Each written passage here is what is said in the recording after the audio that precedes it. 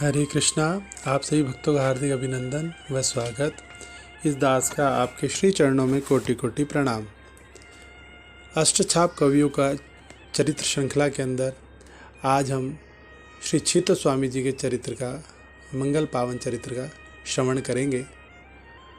प्रथम में हम 4 भक्तों का चरित्र कहे हैं, जो चारों के चारों जो शिष्य थे वे श्रीमन महाप्रभु वल्लभाचार्य जी के थे। अब हम जिन 4 शिष्यों का अष्टछाप के अंदर श्रवण करेंगे, वह चारों के चारों जो शिष्य हैं श्री गोसाई विट्ठलनाथ जी के हैं। तो आज हम श्री चित्त गोस्वामी जी के परम पावन मंगल चरित्र को ले रहे हैं। तो चलिए हम विषय पर चलते हैं। चित्त स्वामी अष्टछाप के परम भगवदीय कीर्तनकारों में से एक थे। श्री गोसाई विट्ठलनाथ जी के प्रति आपकी असीम श्रद्धा थी। वे श्री गोसाई जी और श्री कृष्ण को भिन्न नहीं मानते थे। कहा गया है कि आपका जन्म संवत 1572 विक्रमीय संवत में मार्गशीर्ष कृष्ण दशमी को हुआ था। आप मथुरा के चतुर्वेदी ब्राह्मण थे और प्रभु के सुबल सखा के अवतार माने जाते हैं। ये प्रकृति से अत्यंत उद्दत थे, वीर प्रकृति के थे तथा किसी से दबते नहीं थे। इनके 4 साथी और थे। ये पांचों काफ़ी नामी ग्रामी थे। छीतू चौबे इनके सरदार थे। मथुरा आने जाने वाले तीर्थयात्रियों से और कभी कभी तो मथुरा वासियों से भी ये अपनी भेंट पूजा राजी राजी या कभी कभी गैर राजी भी ले लिया करते थे। इस गुंडे पंडे से लोग काफ़ी भयभीत रहते थे। जिस समय इनकी अवस्था 20 वर्ष की थी, उस समय गोसाई श्री विट्ठलनाथ जी की दिव्य भक्ति निष्ठा की प्रशंसा चारों ओर तेजी से फैल रही थी। एक दिन छीतू चौबे की मित्र मंडली में श्री विट्ठलनाथ जी की चर्चा चारों ओर छिड़ गई। ये लोग कहने लगे कि गोकुल के गोसाई जी जादू टोना बहुत अच्छा जानते हैं। जो कोई भी उनके पास पहुंच जाता, उसे वे अपने जादू से अपने वश में कर लेते हैं। फिर तो वह अपना तन मन धन को समर्पण कर उनका चेला बन जाता है। एक अन्य कहने लगा, अरे तुम नहीं जानते, उनके यहाँ ठाकुर के भोग में बढ़िया बढ़िया चक माल छनता है, इसलिए लालची लोग उनका यशगान करते हैं, उनके चेले बन जाते हैं। इस मंडली ने विचार किया कि क्यों ना श्री गोसाई जी की परीक्षा ले ली जाए और कहा कि देखें हम ब्राह्मणों पर कैसे अपनी मोहिनी विद्या चलाते हैं। हम लोग तो पक्के हैं, कच्चे दिल के नहीं है कि सहज ही किसी बातों में आ जाएं। हमारे ऊपर इसका रंग नहीं चढ़ सकता। अत्यंत योजनाबद्ध तरीके से इन लोगों ने भेंट के लिए एक सूखा थोथा नारियल और एक खोटा रुपया लेकर नाव में बैठकर गोकुल की यात्रा की।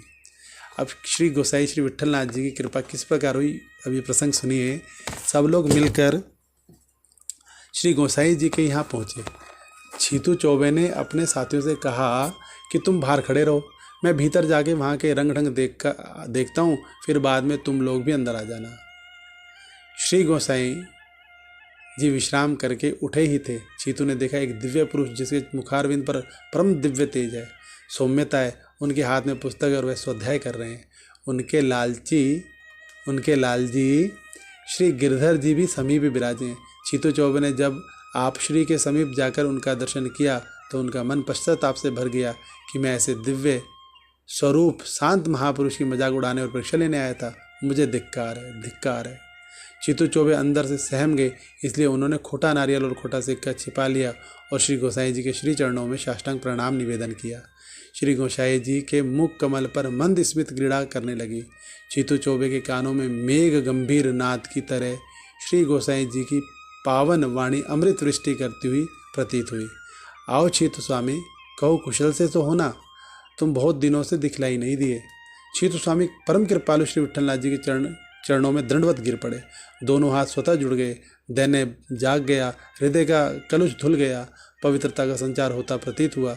वाणी गदगद हो गई, रोम रोम खिल उठा, हृदय में आनंद हिलोरे लेने लगे।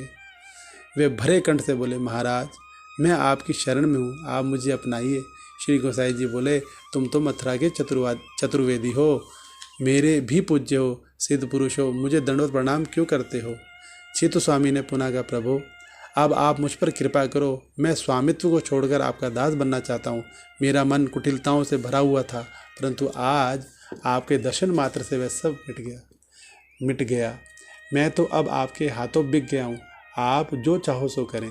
श्री गोसाई जी के हृदय में करुणा उमड़ आई। उन्होंने चित्त स्वामी के मन के शुद्ध भाव को जाना और उन्हें अपना नाम प्रदान कर हमेशा के लिए अपना बना लिया।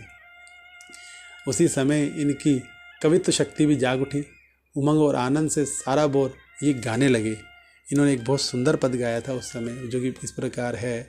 भई अब गिरधर सो पहचान, कपट रूप धरी छलिबे आयो, कपट रूप धरी छलिबे आयो, पुरुषोत्तम नहीं जान, भई अब गिरधर सो पहचान, छोटो बड़ो कछु नहीं जान्यो, छाए रयो अज्ञान,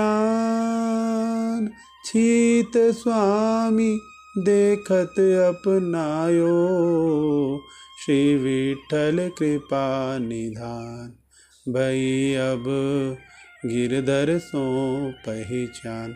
अस्ति। छीतू चौबे के चारों साथी बाहर बैठे बैठे ताक झांक रहे थे। उन्होंने कहा, छीतू को तो समझो टोना लग गया जब उन्होंने ऐसा पद सुना। ऐसा ना हो कि हम यहाँ रुके रहें तो हमारे ऊपर भी टोना चल जाएगा। यह सोचकर वे वहाँ से शीघ्र ही भाग निकले। वे रास्ते में रुके ही नहीं, सीधे मथुरा पहुँचे। श्री गोसाई जी ने श्री छीत स्वामी से कहा, हमारी भेंट लाए हो, उसे हमें दो। यह मन में विचार करने लगी, नारियल और रुपया तो भेंट के योग्य नहीं है, वे ये सर्वज्ञ हैं, इनसे कुछ छिपा नहीं है। जैसे इन्होंने मुझे थोते और खोटे को अपनाया है, उसी प्रकार से मेरी भेंट को भी अंगीकार करेंगे। ऐसा विचार कर डरते डरते इन्होंने अपनी भेंट रखी। श्री गोसाई जी ने श्री नारियल फुड़वाकर श्री नवनीत प्रिया जी को भोग धराया और रुपए के पैसे मंगवाए। नारियल से अति उत्तम गिरी निकली, सबको प्रसाद मिल गया, रुपया भी चल गया। अब तो छीत स्वामी की श्रद्धा और प्रगाढ़ हो गई। उन्होंने सोचा, वस्तुतः कोई भी वस्तु या जीव गुरु गोविंद के योग्य नहीं है, सब कुछ खोटा ही तो है। भगवत अर्पित होकर ही वस्तु खरी होती है और जीव विशुद्ध होता है। मैं भवसागर के प्रवाह में बह रहा था, इन्होंने कृपा कर मेरा उद्धार कर दिया। श्री गोसाई जी के चरणों में पूर्ण रूपेण समर्पण कर दिया। छीत स्वामी ने सर्वत्म भाव से समर्पण किया। उन्होंने अपने सदगुरु के चरणों में प्रणाम किया और ये पद गाया, हो चरणापत की छैया, कृपा सिंधु श्री वल्लभ नंदन, और बहयो जात राख्यो गई भैया। ये पद उन्होंने गाया। श्री गोसाई जी उपयुक्त पद सुनकर अत्यंत प्रसन्न हुए। छीत स्वामी ने अपने गुरु के प्रति प्रणति भाव निवेदित करते हुए कहा कि महाराज, वेद भी आपकी महिमा का पार नहीं पाते, तो उसे तुच्छ कवि भला कैसे गा सकेगा। संध्या आरती का समय हो आया था। श्री गोसाई जी ने आज्ञा की, मंदिर में जाकर श्री नवनीत प्रिया जी के दर्शन करो। आपने आकर दर्शन किया तो श्री ठाकुर जी के निकट ही श्री गुरुदेव श्री गोसाई विठ्ठलनाथ जी के दर्शन हुए। वे सोचने लगे कि भीतर से मंदिर में कोई रास्ता भी नहीं कि उसी मार्ग से कोई यहाँ आ जाए। छीत स्वामी जब वापस लौटे तो देखा कि श्री गोसाई अपनी गद्दी पर ही विराजमान है। जब छीत गोस्वामी ने श्री गोसाई जी के वास्तविक रूप को समझा तो साष्टांग दंडवत प्रणाम पुनः निवेदित किया। पुनः शयन आरती के पश्चात श्री गोसाई जी ने भगवान का प्रसाद छीत स्वामी को पवाया और आज्ञा दी कि प्रातःकाल ही गोवर्धन चले जाना, वहाँ श्रीनाथ जी के दर्शन करके आना। प्रभात हुआ। श्री छीत गोस्वामी जी गुरु की आज्ञा का पालन करने हेतु गोवर्धन पहुँचे और राजभोग के समय श्रीनाथ जी के दर्शन किए। यहाँ भी मंदिर में श्री गोसाई विठ्ठलनाथ जी अपने गुरुदेव जी के दर्शन हुए। तो आपने लोगों से पूछा, तब लोगों ने बताया कि श्री गोसाई जी तो गोकुल में। अब उन्हें विश्वास हो गया कि गुरु और गोविंद दोनों ही अभिन्न है, अर्थात जो गुरु है वही गोविंद है। गोवर्धन से चलकर छीत स्वामी ने पुनः गोकुल आकर श्री गोसाई जी को साष्टांग दंडवत प्रणाम किया। श्री गोसाई जी ने पूछा, कहो श्रीनाथ जी के दर्शन हुए? उन्होंने कहा, हाँ महाराज, श्रीनाथ जी के निकट आपके भी दर्शन हुए। ऐसा कहकर आपने अनुभव का पद गाया। तो पद इस प्रकार था, बहुत सुंदर पद है। जे वसुदेव किए पूरन तप, ते फल फलित श्री वल्लभ दे।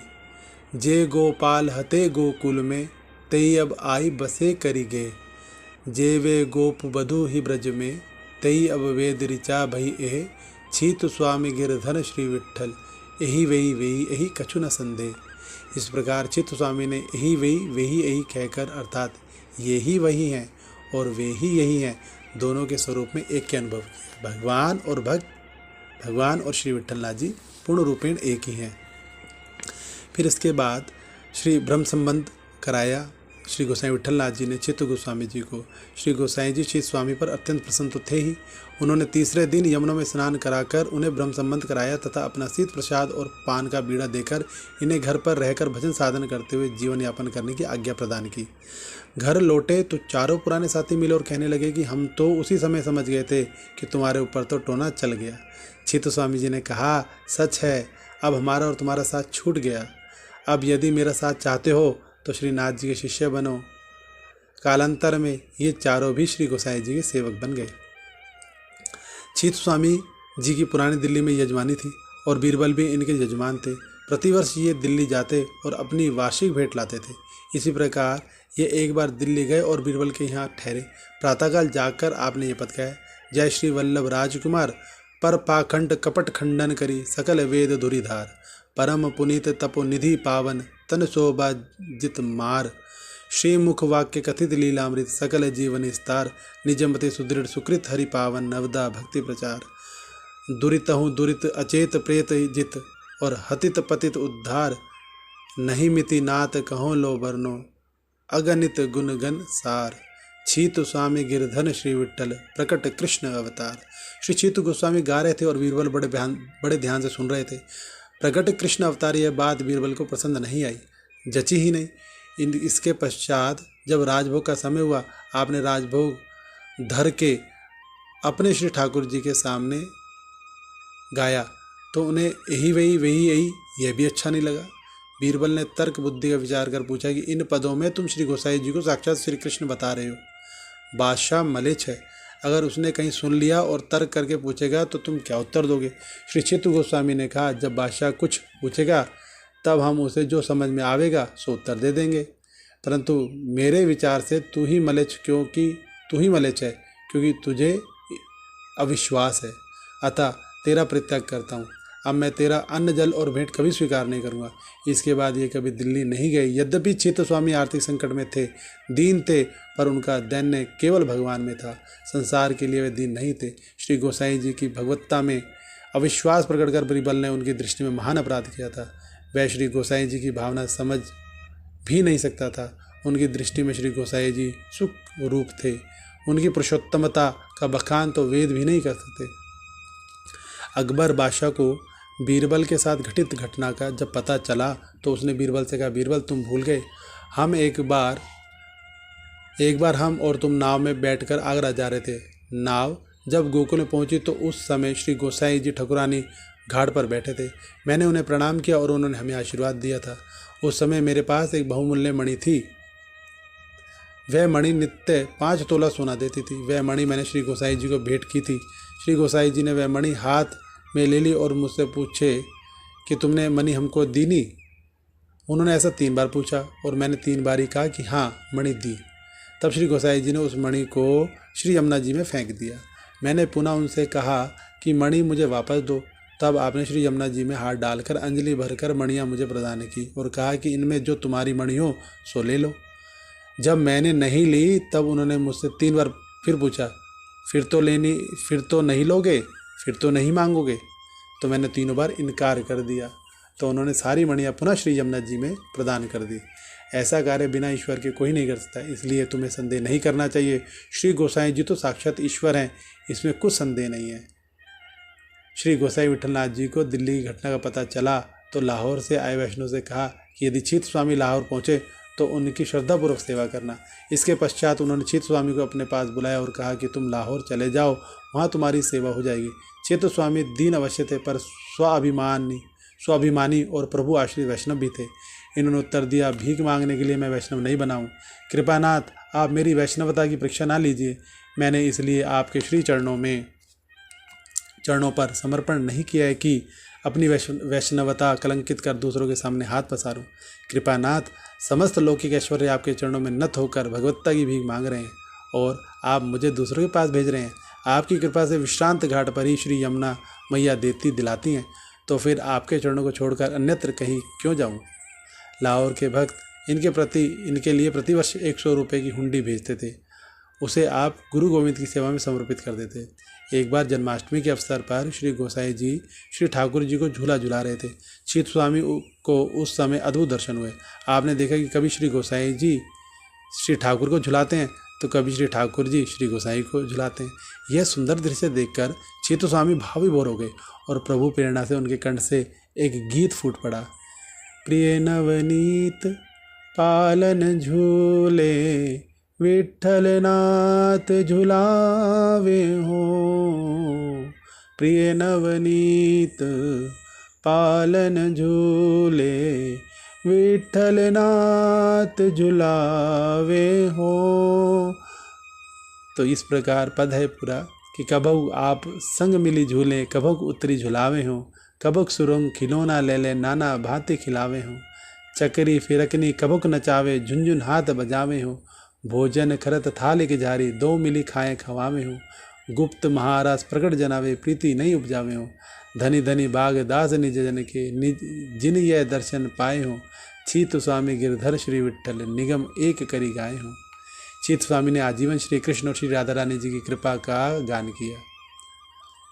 उनकी वाणी में भक्ति माधुरी का प्रवाह था।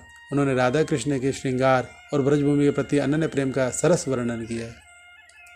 उन्होंने श्री कृष्ण की आह्लादनी महाशक्ति श्रीमती राधा रानी का अत्यंत सुंदर श्रृंगार पूर्ण गान किया। एक पद में आप लिखते हैं कि श्री राधा श्री श्याम सुंदर की प्राणवल्लभा हैं।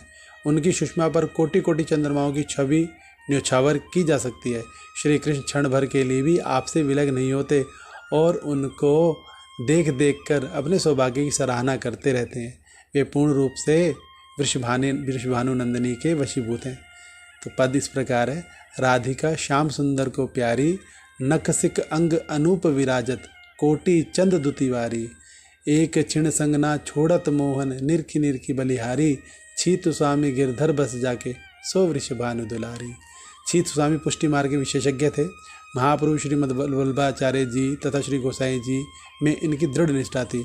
उन्होंने महाप्रभु श्री मदाचार्य के संबंध में कहा कि श्री महाप्रभु वल्लभाचार्य मेरे तन मन में हैं, वे चिंतामणि हैं, सर्वस्व हैं, वे ही मेरे ज्ञान और ध्यान है, वे मेरे प्राणों के सुख विधान है, मैं उनको छोड़कर किसी दूसरे का भजन नहीं कर सकता। उन्होंने लिखा है कि श्री वल्लभ तन मन, श्री वल्लभ सर्वस्व में, पाए श्री वल्लभ महाप्रभु चिंतामणि मेरे, श्री वल्लभ मम ध्यान, ज्ञान श्री वल्लभ बिनु, भजु न आन श्री वल्लभ हैं, सुख निधान प्राण जीवन केरे। आचार्य महाप्रभु जी की कृपा से उनका अटल विश्वास था, सुदृढ़ आस्था थी, रति थी। वे श्री विठ्ठलनाथ जी को श्रीनाथ जी का स्वरूप ही मानते थे। उनके प्रति आपका पूर्ण समर्पण था। उनकी तो स्पष्ट घोषणा थी, हम तो विठ्ठलनाथ उपासी, सदा स्यों श्री वल्लभ नंदन, जाई करो का काशी, इन्हें छाड़ी और जो और ही ध्यावे, सो कहिए असुरासी, चीत स्वामी गिरधर श्री विठ्ठल वाणी निगम प्रकाशी। उन्होंने श्री गोसाई जी के प्रति अपनी निष्ठा कई स्थानों पर प्रकट की है। वे उन्हें पूर्ण पुरुषोत्तम ही मानते थे। उनकी महिमा का गान करते आप थकते नहीं थे। एक पद द्रष्टव्य, सुगत स्वरूप श्री विठ्ठलेश्वराय, वेद विदित पूरन पुरुषोत्तम, श्री वल्लभ गृह प्रगटे आए, लटपटी पाग महारस भीजे, और अति सुंदर मन सहज सभाए, चीत स्वामी गिरधर श्री विठ्ठल, अगणित महिमा कहीं न जाए। श्री कृष्ण का सौंदर्य माधुर्य और चिन्मय वृंदावन के चीत स्वामी को लुभा लिया था। वे गोवर्धन के पास पूछरी नामक स्थान पर श्याम तमाल वृक्ष के नीचे स्थायी रूप से निवास करते थे। वे नित्य श्रीनाथ जी की संध्या आरती में विशेष रूप से मनोहारी पदों की रचना कर कीर्तन किया करते थे। वे श्याम रंग में पूरी तरह रंग चुके थे। अष्टछाप के कवियों में उन्हें सम्मानजनक स्थान प्राप्त हुआ। अपनी वाणी से उन्होंने श्री राधा कृष्ण का सुंदर गुणानुवाद कर ब्रज रस की वृष्टि की। उन्होंने भक्ति के कोमलतम भाव में डूबकर ब्रह्मा से आंचल पसार कर यह कामना की कि जन्म जन्म के लिए उन्हें ब्रजवास मिले। उन्होंने निवेदन किया कि हे ब्रह्मा जी, यदि मेरा जन्म हो तो ब्रज की अहीर जाति में हो और मेरा घर नंद के घर के समीप हो, जिससे मैं अपने श्याम सुंदर की छवि और मंद मुस्कान का सदा निरंतर दर्शन करता रहूं, मदन मोहन नंदनंदन के अंग का स्पर्श करता रहूं तथा उनके परम पवित्र चिन्ह में रास विलास की झांकी से जन्म सफल अपना करता रहूं। तो श्लोक इस प्रकार है, पद इस प्रकार है। हे एह विदना तो ते अचेरा पसार मांगो, जन्म जन्म दीजो यही बास बसीबो, अहिर की जाति समीप नंद घर, और हेरी हेरी शाम शुभ घरी घरी हसीबो, दधि के दान मिस ब्रज की विथिनी, झक जोरी नंग अंग को परिसिबो, चित्त स्वामी गिरधर श्री विठ्ठल, सरद रैन रस रास को बिलसीबो। एहो विधना तो ते अचेरा पसार मांगो, जन्म जन्म दीजो यही बस बसीबो। लीला प्रवेश हुआ कुछ इस प्रकार। चित्त स्वामी जी श्री गोसाई जी के अनन्य प्रेम पात्र थे। श्री गोसाई जी ने उनको अष्टछाप के कवियों में स्थान दिया। संवत 1642 विक्रमीय में श्री गोसाई जी के गोलोक प्रवेश पर एक ही दिन के बाद पूछरी में ही चित्त स्वामी ने लीला प्रवेश किया।